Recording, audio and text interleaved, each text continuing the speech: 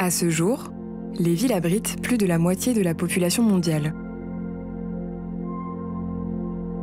Les hommes y ont construit leurs maisons, leurs commerces, leurs routes. Dans ce décor bétonné où les immeubles ont remplacé les forêts, la nature a presque disparu. Seuls quelques arbres bien alignés décorent les rues. La faune se fait tout aussi discrète.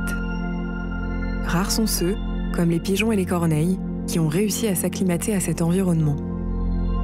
Tolérés, ils n'en restent pas moins bruyants et vecteurs de maladies pour bon nombre de citadins. Mais depuis des centaines d'années, une autre espèce, silencieuse et quasi invisible, s'invite à la table des hommes. Elle investit nos égouts, nos trottoirs, nos parcs, mais contrairement aux pigeons, jamais elle ne sera acceptée.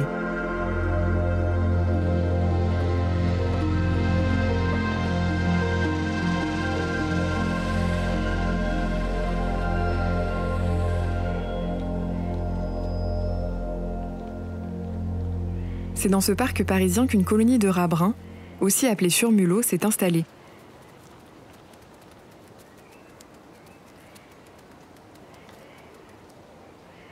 Ce jeune fait partie d'une famille hiérarchisée d'une dizaine d'individus. Seule la force et la taille d'un rat déterminent son rang dans la colonie. De fait, chaque rongeur est tout en bas de l'échelle à sa naissance. Il est rapidement rejoint par son frère, de même rang, pour chercher à manger auprès de leur mère. Trouver de la nourriture en compagnie d'autres surmulots plus imposants comporte pourtant des risques. Leur sœur, reconnaissable à ses taches blanches sur le pelage, en a bien conscience. Contrairement à ses deux frères, elle préfère chercher seule quelques mètres plus loin pour ne pas être dérangée.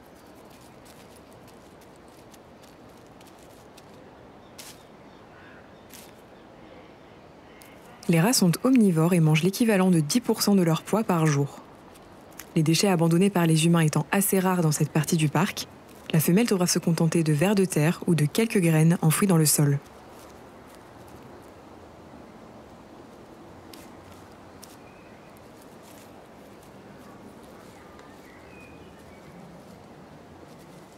Elle a beau s'être éloignée du groupe pour se nourrir, un rat alpha n'est jamais bien loin pour observer ses moindres faits et gestes.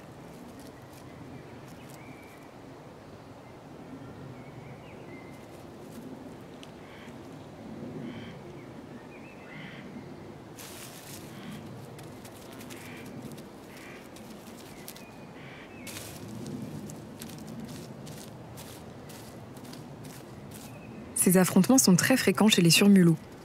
Ils permettent aux rats les plus forts de justifier leur rôle de dominant dans la colonie.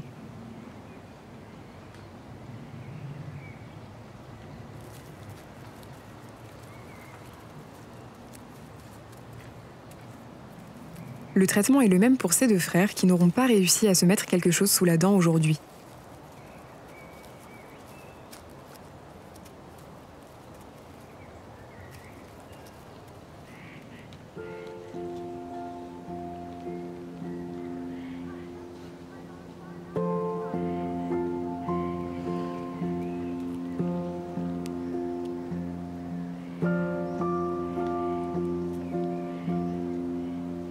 Quelques mètres plus bas, un mâle dominant de la colonie s'affaire sous l'œil attentif d'un autre habitant du parc.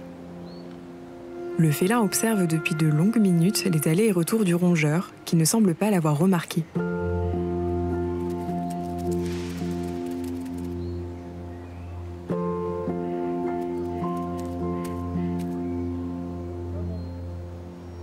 Mais il ne prendra pas de risque.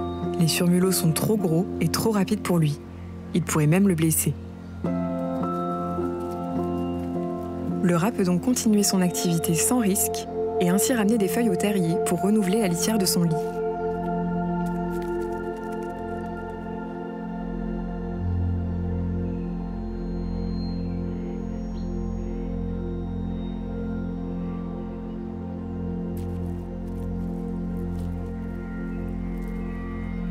Un intrus vient le perturber. Cette corneille connaît bien la colonie. Elle les observe chaque jour et sait donc parfaitement où chercher pour trouver à manger.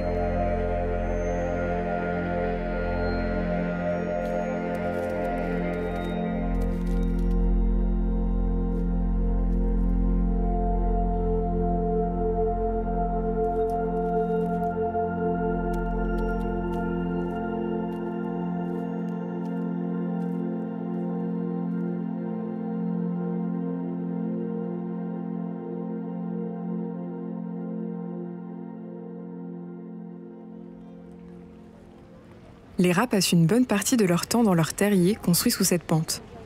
Les entrées sont généralement installées face au vent dominant et sont plus grosses que les sorties pour une bonne aération.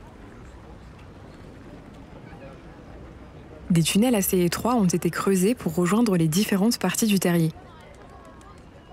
Une cavité, aussi appelée chambre, pouvant accueillir jusqu'à 11 individus, abrite actuellement des rats de quelques jours. Des feuilles et des bouts de tissu apportés par les adultes jonchent le sol pour former une litière confortable. Lorsqu'une femelle attend des petits, elle occupe généralement seule une chambre. Dans certains cas, il arrive qu'elle soit rejointe par d'autres femelles également en gestation. Une autre cavité est réservée au stockage de nourriture pour l'hiver, mais aussi pour les jeunes rats qui commenceraient à manger solide. La bonne aération du terrier est donc primordiale pour conserver les aliments le plus longtemps possible.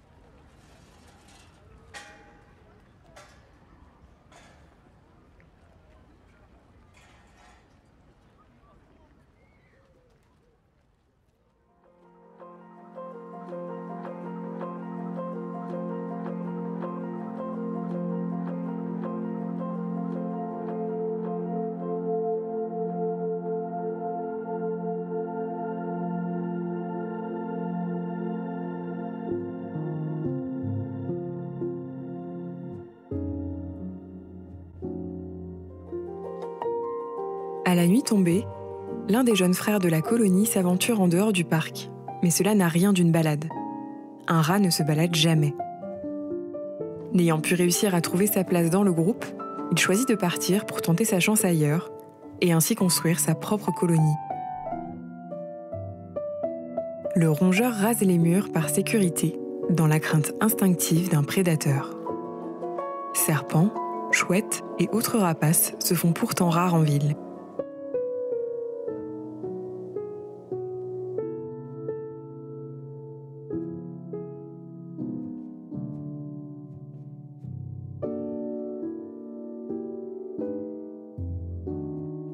Après de longues minutes de marche, le jeune rat arrive dans un lieu totalement inconnu. Il est guidé par les vibrisses au bout de son museau, son odorat surdéveloppé et son ouïe très fine, capable de capter les ultrasons.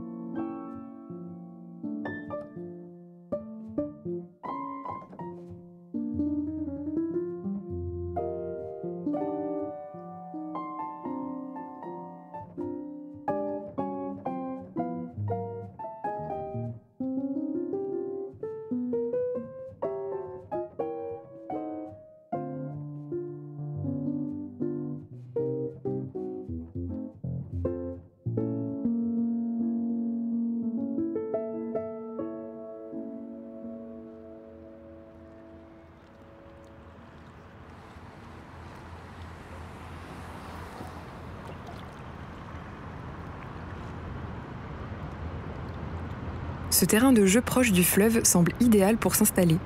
Il y a de l'eau à profusion, peu d'humains et des poubelles remplies de déchets.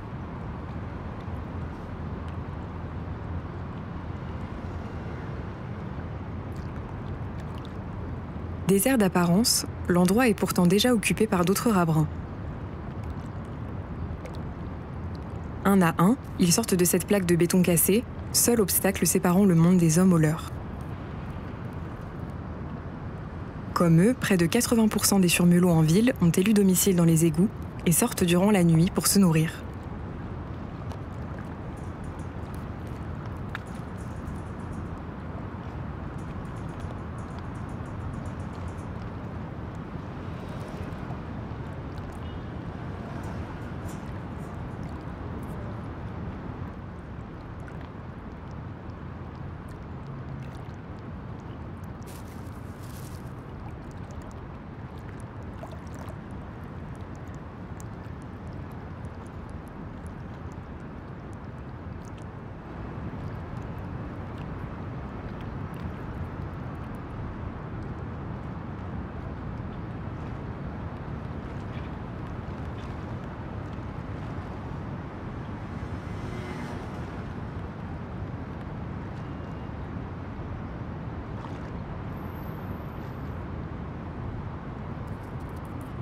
Le jeune rat du parc découvre les lieux prudemment. Les membres de cette colonie pourraient s'en prendre à lui.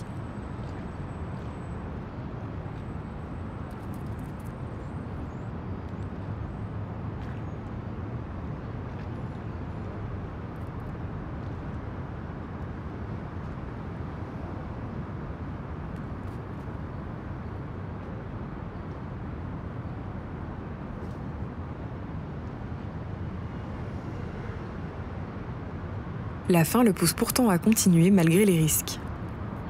L'odeur d'amidon de maïs utilisé pour protéger les fils de cette voiture attire son attention.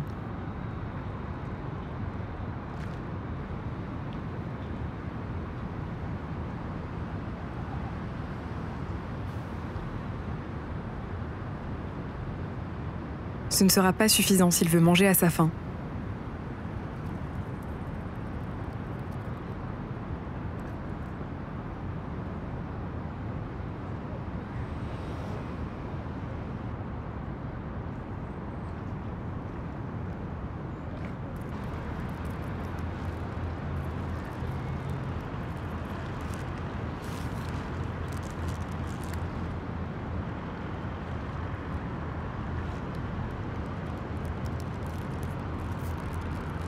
Les surmulots sont néophobes.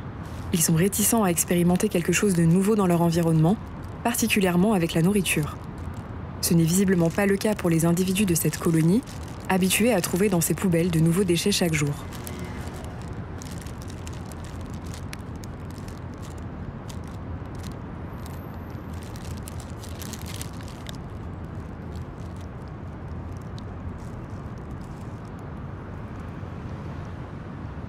Pour la première fois, le jeune rat du parc mangera à sa faim cette nuit. Le plus dur l'attend pourtant, trouver sa place dans une nouvelle colonie.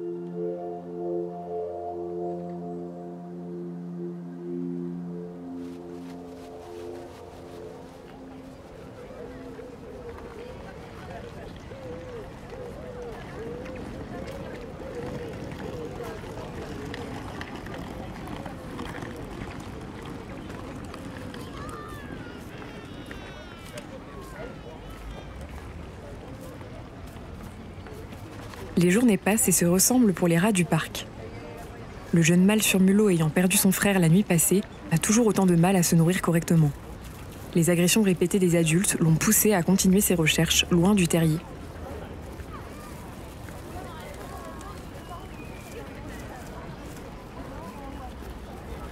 Mais le sol, entretenu par les hommes, est pauvre et les trouvailles se font rares.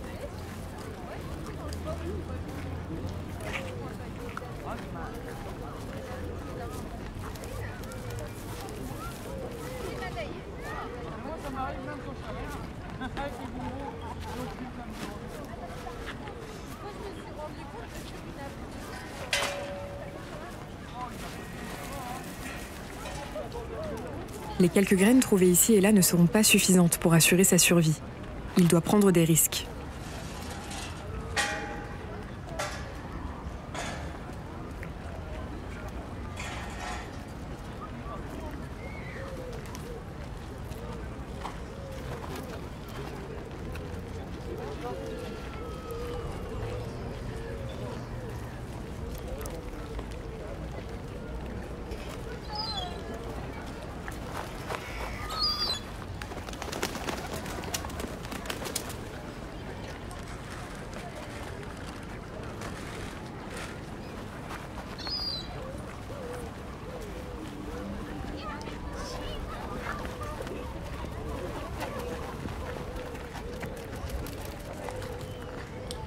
Raté.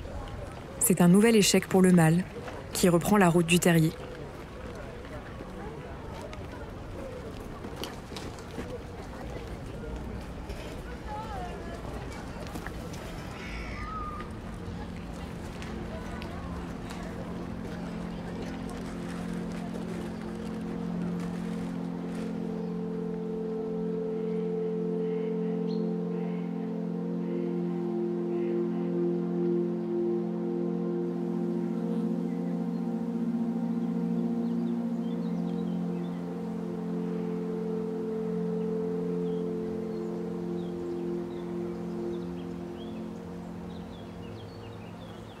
Sur le chemin, il croise la route d'un autre oiseau, bien trop rapide pour lui.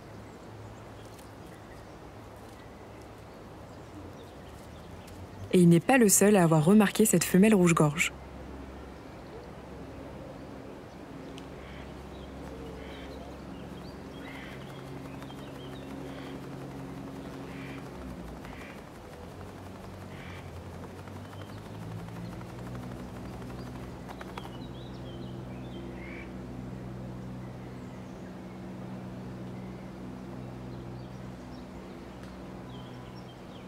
À quelques mètres du terrier, une odeur inconnue vient piquer la curiosité du rat.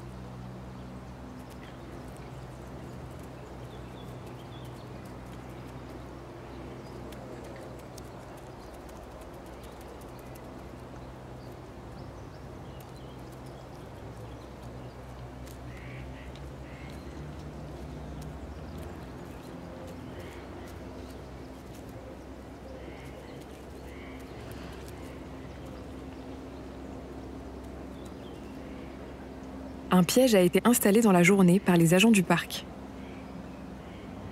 Ce n'est pas la première fois qu'il en voit un, mais la faim est grande et l'appât appétissant.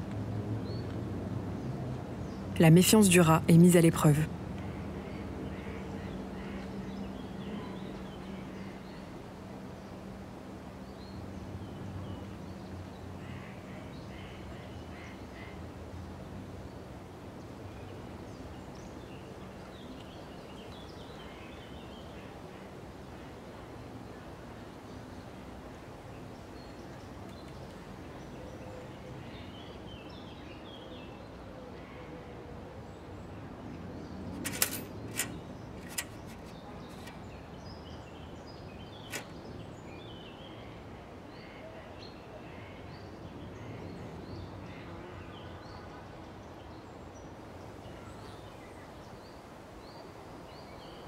Quelques secondes après avoir été capturé, ses congénères le rejoignent.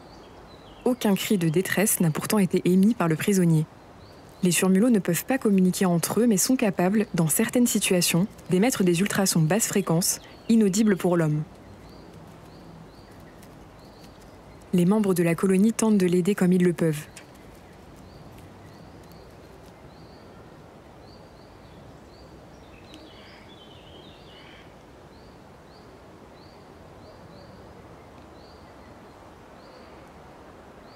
C'est sans espoir. Ils abandonnent après quelques minutes.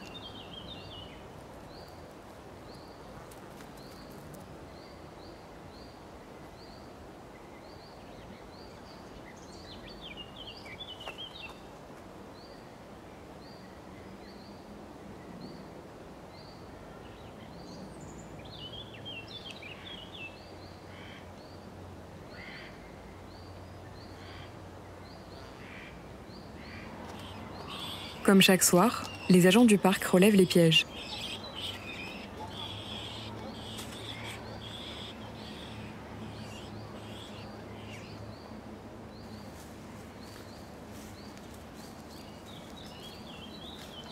Une fois le rat éliminé, le même dispositif est réinstallé.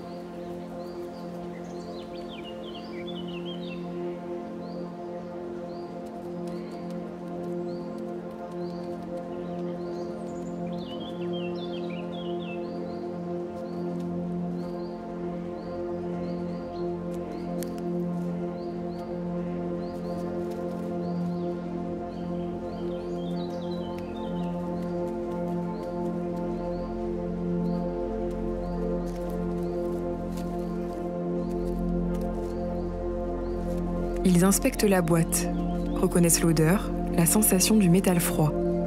Le lien est fait entre les ultrasons de détresse émis par leurs congénères capturés et la cage.